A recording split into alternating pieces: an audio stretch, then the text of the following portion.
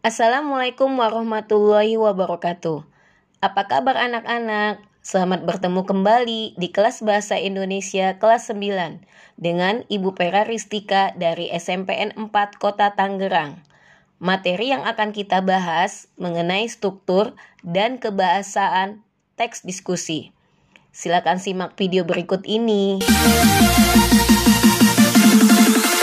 Materi kita hari ini menelaah struktur dan kebahasaan teks diskusi. Tapi sebelum kita pelajari, kita harus tahu dulu kompetensi dasar dari pembelajaran tersebut. 3.10 menelaah pendapat dan argumen yang mendukung dan yang kontra dalam teks diskusi berkaitan dengan permasalahan aktual yang dibaca dan didengar. Kompetensi dasar 4.10 menyajikan gagasan atau pendapat argumen yang mendukung dan yang kontras serta solusi atas permasalahan dalam teks diskusi dengan memperhatikan struktur dan aspek kebahasaan dan aspek lisan atau intonasi, gestur, dan pelafalan. Tujuan dari pembelajaran tersebut, siswa mampu 1. Menganalisis ciri kebahasan model teks diskusi. 2. Menyajikan dan pembahasan hasil telaah model. 3.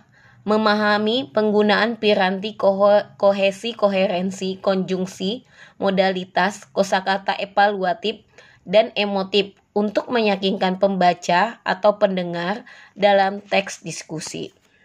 Setelah kita mengetahui tujuan pembelajaran, maka di sini akan mulai kita bahas mengenai struktur teks diskusi.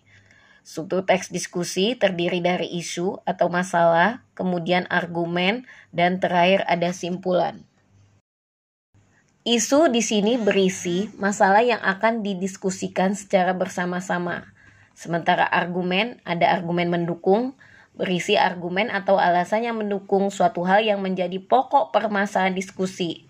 Setelah menyampaikan masalah, penulis dapat menyampaikan pendapat dari satu sudut pandang pendukung, disertai alasan dan bukti untuk mendukung pendapat yang disampaikan sebelumnya.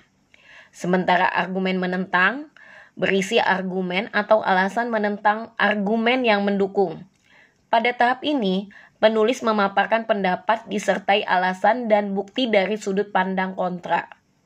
Kemudian yang terakhir kesimpulan. Ini merupakan hasil akhir yang berisi kesimpulan dan rekomendasi tentang suatu isu yang dibahas, berisi jalan tengah antara pendapat pro dan kontra.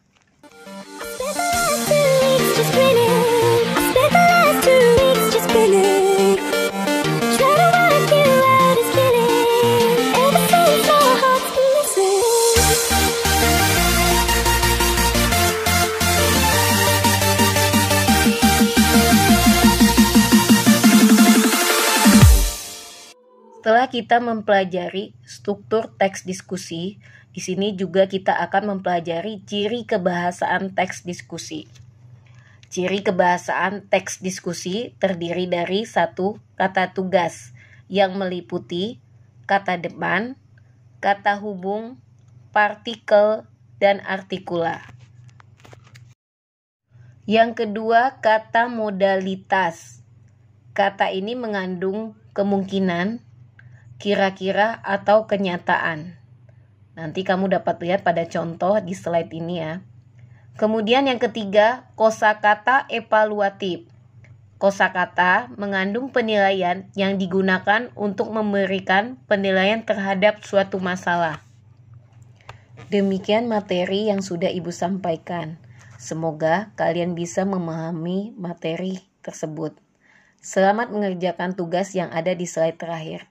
Wassalamualaikum warahmatullahi wabarakatuh. Terima kasih. Sampai jumpa kembali.